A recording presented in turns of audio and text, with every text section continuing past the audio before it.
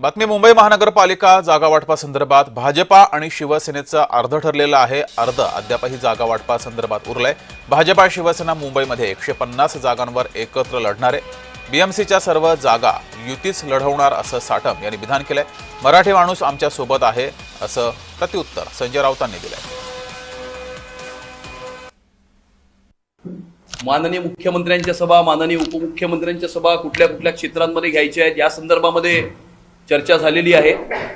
आणि मुंबई महानगरपालिकेच्या 227 वॉर्डांपैकी 150 जागांवरती आमचं एकमत झालेलं आहे.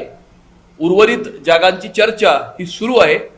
पुढच्या 2 दिवसामध्ये उर्वरित जागांवरतीही आम्ही चर्चा करू आणि या ठिकाणी युतीची घोषणा होईल. म्हणजे युती झालेलीच आहे.